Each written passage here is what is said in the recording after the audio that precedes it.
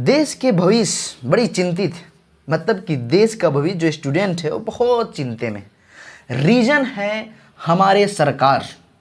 चाहे अब वो जो भी पार्टी रूल कर रही हो, इससे फ़र्क नहीं पड़ता है। जो सरकार है, दिक्कतें आ रही हैं, मतलब आपके वजह से आ रही है। अब अगर भाजपा भी है तो लाजमी है सारे सवाल भाजपा से ही होंगे। अभी स्टूडेंट का हाल इतना बुरा हो गया है, जो चुनकर भाजपा को बनाया गया, भाजपा को रूल लायक किया गया कि हाँ आप आइए और शासन कीजिए, क्योंकि मुझे उम्मीद है कि आप बहुत अच्छे हैं। अब वही स्टूडेंट लोग रो रहे हैं और बोल रहे हैं कि भाजपा हटाओ। रीज़न क्या है मैं बताता हूँ। ना मैं किसी पार्टी से हूँ, ना किसी पार्टी का समर्थन हूँ, या फिर मुझे कोई पार्टी पसंद नहीं है, क्योंकि सारे करप्शन के शिकार हैं। बताता हूँ यहाँ सबसे बड़ी प्रॉब्लम क्या आई। दिल्ली के बहुत सारी ऐसी महिलाएं छात्राएं थी जिनको मेल कांस्टेबल, जो वहाँ फीमेल कांस्टेबल की ज़रूरत होती है, वो नहीं आए। पैर पकड़ के खींचते हुए, कपड़ा फाड़ते हुए, कल्ले 23 तारीख की बात है, कल्ले पकड़ कर ले जाते हैं और थाना में रखते हैं। रात भर कल्ले उसको छोड़ते हैं, लगभग 4 बजे के आसपास हो करके। ये लगभग 35 स्टूडेंट को पकड़ कर ले जाता है। उसमें लड़के और लड़कियां दोनों होती हैं। अब उसका इंटरव्यू भी बहुत सारा वायरल हो रहा है। जैसे मैं बता दूं आपको बहुत अच्छी तरह से कि रीज़न क्या था, आखिर वो क्यों पकड़ा। वो लड़कियां लोग प्रोटेस्ट कर रही थी, उनको ऑर्डर था। और किस लिए प्रोटेस्ट कर रही थी? कोरोना काल में सारे लोग का पढ़ाई बहुत ज़्यादा बहुत बुरा हो गया। रीज़न ये था कि उसमें एग्ज़ाम हुआ यूपीएससी का पिछले साल। अब इस एग्ज़ाम को देने जाना था, और सारे लोग जानते हैं कि यूपीएससी जो एग्ज़ाम है वो इंडिया के सबसे टॉपेस्ट एग्ज़ाम है। और इस एग्ज़ाम को देना वैसी हालात में, जब किसी के घर के पापा मर जा रहा हो, किसी घर के कोई सदस्य मर जा रहा हो, तो बहुत बुरा स्थिति होता है। और ऐसे बुरे स्थिति में जाकर यूपीएससी की एग्ज़ाम देना, एक अटैम्प्ट बर्बाद हो गया कोरोना की वजह से। प्रोटेस्ट करने वाले स्टूडेंट की मांग है एज रिलैक्सेशन, जो एसएससी जीडी को मिला है। स्टेट राज्य लगभग जगह दिए हैं, लेकिन केंद्र में जो इसके बैठे हुए हैं वो डायरेक्ट माना कर रहे हैं, इसलिए प्रोटेस्ट हो रहा था स्टूडेंट के साथ। जबकि सुप्रीम कोर्ट में भी वो लोग गया, सुप्रीम कोर्ट बोला कि आराम नरमी से पेश आइए। इसके बावजूद भी इतनी करवाहट के साथ स्टूडेंटों को पिटाई किया गया, लाठीचार्ज किया गया, घसीटते हुए थाना ले गया गया। इसके बाद बात आता है कुछ रेलवे के रिजल्ट के, जहाँ बड़ा ही दुख जाहिर किया है स्टूडेंट लोग। बताते हैं कहाँ है रेलवे की। जब रिजल्ट आया तो कट ऑफ की बात आया, जहां कट ऑफ जाता है 65 के आसपास जनरल जाता है, 58 के आसपास आ जाता है ओबीसी। उसके बाद 58 के बाद 49 आता है एससी का, और एसटी का आता है 44, और इसमें आता है ईडब्ल्यूएस इकोनॉमिकल वीकर सेक्शन का कट ऑफ 40। अब इस पे बहुत लोग अपना व्यक्त किए हैं कि ये भाजपा वाले का कहा नाम है कि ये करे, फॉरवर्ड जो लोग हैं वही जॉब में रहे।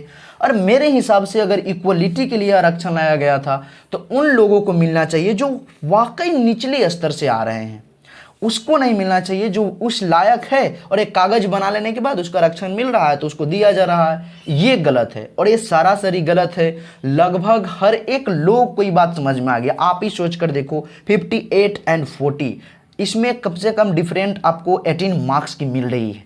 ये बहुत बड़ी बात होती है। ओबीसी वर्सेस जनरल 2% उन लोगों में जो आते हैं जो इकोनॉमिकल वीकर सेक्शंस में आएंगे, लेकिन जबकि आप देखेंगे तो जो सर्टिफिकेट होता है लगभग लोग बनवा चुके हैं। इस पे टेस्ट होना चाहिए, जांच होना चाहिए कि क्या सच में जिसे मिलना चाहिए लाभ उसे मिल रहा है या इसका कोई गलत फायदा उठाया जा रहा है। विद्यार्थी संकट में है, देश ग्रो कर रहा है। ये इतने बड़े झूठ है कि देश ग्रो कर रहा है। जब विद्यार्थी ही संकट में है तो कहाँ देश ग्रो कर रहा है सर। सारे लोग पठान मूवी में पड़े हुए हैं, कल्लड़ में पड़े हुए हैं, धार्मिक मुद्दे पे पड़े हुए हैं, जबकि सारे लोग को सिर्फ और सिर्फ जहां ध्यान देना चाहिए वहीं से ध्यान भटकाया जा रहा है। ये मुद्दा कोई समझ नहीं पाता। ये पठान मूवी पे जो अभी भी विवाद चल रहा है, ये पठान मूवी पे विवाद नहीं है सर। विवाद यहाँ ये है कि आप जिस मुद्दे पे जा रहे हैं, सही बात पकड़ रहे हैं, उस बात को हटाया जा रहा है कि आप वहाँ से हट जाइए। ऐसे कलर की बात करें, अगर भगवा कलर की बात करें तो कलर पर डिमांड गलत है। अगर मैं बोलूँ तो कलर बहुत सारे ऐसे जगह है, बहुत सारे ऐसे पक्का की फर्श भी जो कलर के आते हैं। अगर देखेंगे आप डिटॉल साबुन देखेंगे तो डिटॉल साबुन का कलर भी भगवा कलर है अप्रॉक्स। तो इतने नहीं, देखो इससे खुद के नुकसान पहुंचा रहे हो। जगह जगह कलर यूज होते हैं तो ये नुकसान है। और देख रहे हो नंबर 1 पे उसका सॉन्ग ट्रेंड हो रहा है, जिस गाना पे ट्रेंड कराया गया है नंबर 1 पे यूट्यूब पे ट्रेंड कर रहा है गाना। ये ट्रेंड कराया गया है, ये बिजनेस है, क्योंकि सेंसर बोर्ड से पास करा दिया जाता है। सेंसर बोर्ड सरकार के लोग बैठे हुए होते हैं, भाजपा के लोग बैठे हुए, सेंसर के लोग भाजपा के लोग बैठे हुए, तो टोटल काम भाजपा वाले करा रहे हैं। यार स्टूडेंट के साथ खेल रहे हैं ये लोग, ये बुरी बात है। हम इसका विरोध करते हैं। हम भाजपा के विरोधी नहीं है या फिर किसी भी पार्टी का सपोर्टर नहीं है। और इसके बाद बात आता है कि सारे लोग कहते हैं कि अरे भाजपा वाले जीत कैसे जाते हैं, जबकि अगर फॉरवर्ड का देखें तो फॉरवर्ड बहुत कम होते हैं। ये जाति पे तो सबसे पहले देखना नहीं चाहिए। अगर आप जाति पे देख भी रहे हो तो एक बात क्लियर एंड कट कर दीजिए कि उसके जो भाजपा के जो बिहार का बात कर लो, जिसका अलायंस बना हुआ था, उसमें कौन कौन थे आप एक बार नज़र कीजिए। उनको वोट किसको मिलता है, उन जो भाजपा वाले को, जिस गठबंधन को वोट कहाँ से मिलता है आप ये पता कीजिए। मैं बताता हूँ, हम जीतन राम मांझी, उनको वोट कौन लोग दिया होगा? एसटी लोग, शेड्यूल ट्राइब लोग वोट देते हैं, ठीक है। एक्चुअल में शेड्यूल ट्राइब ही नहीं, उनसे जुड़े हुए बहुत सारे लोग देते हैं, लेकिन अधिकतर वोट अगर जातिवाद होता है, हो ही रहा है, इसमें झूठ और सच क्या है? अगर जाति चल रहा है, इस लेवल पे चल रहा है, जाति वाले वोट जाति को दे ही रहे हैं, तो इसके हिसाब से वो चले गए। मुकेश सहनी VIP किधर है? भाजपा में गए। नीतीश कुमार जीते सारे, अब इनको वोट देने वाला कौन है आप लोग भी जानते हैं, किधर वोट गया? भाजपा में। उसके बाद देख लीजिए चिराग पासवान, रामविलास पासवान की पार्टी जो लोजपा, ये किधर जा रहे हैं?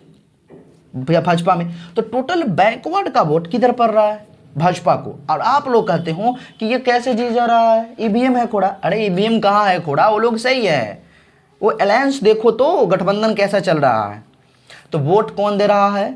आप लोग दे रहे हो। पार्टी किसका है? बैकवर्ड और फॉरवर्ड दोनों का पार्टी है। फिर बाद में क्यों बोलते हो ये पार्टी फॉरवर्ड का है? वोट तो आप दे रहे हो साहब। चलिए ठीक है, थैंक यू सो मच मेरे इस वीडियो को देखने के लिए। और बड़ी उम्मीद करता हूं कि इस वीडियो को सिर्फ देखकर स्किप करके आप यहां से नहीं जाएंगे, बल्कि बहुत ऐसे फैक्ट्स है जो आप पकड़ेंगे और अपने खुद पे अप्लाई करेंगे कि इसका मीनिंग क्या था। समझिए कि आपके वजह से हर एक चीज हो रहा है, किसी की कोई गलती नहीं है। टोटल गलती सिर्फ और सिर्फ जो है वो आप हो। अगर आप भुगत रहे हो तो इसकी गलती सिर्फ और सिर्फ आपकी है। किसको चुने हुए हो, किधर वोट दे हुए? जाति के नाम पे वोट देते हो ना साहब। देखते नहीं कि इसका कहाँ जा रहा है, मेन फैक्ट, मेन पावर किधर जा रहा है, कुछ समझ में आता नहीं। नुकसानदायक तो होना ही है, और हो ही का ही, और हो भी रहा है। लो झेलो, सारे स्टूडेंट रो रहे हैं। कोई बोल रहे हैं कि पापा बोलते हैं कि इतनी एज हो गया है, अब क्या होगा? कहाँ से होगा भाई? पेपर लीक हो गया। अब ये देखो बिहार SSC का आया, यहाँ एग्जाम हो रहा है, एग्जाम होकर आया, कल कैंसिल हो गया। क्यों ना हो कैंसिल? अरे जहाँ पता हो गया वही ना कैंसिल हो रहा है। बाकी सब जगह पेपर बिकते हैं, सारे जगह। यह टोटल करप्शन है। स्टूडेंट लोग करे तो करे क्या? स्टूडेंट्स खतरे में हैं, और ये खतरे में है नहीं, डाला गया है।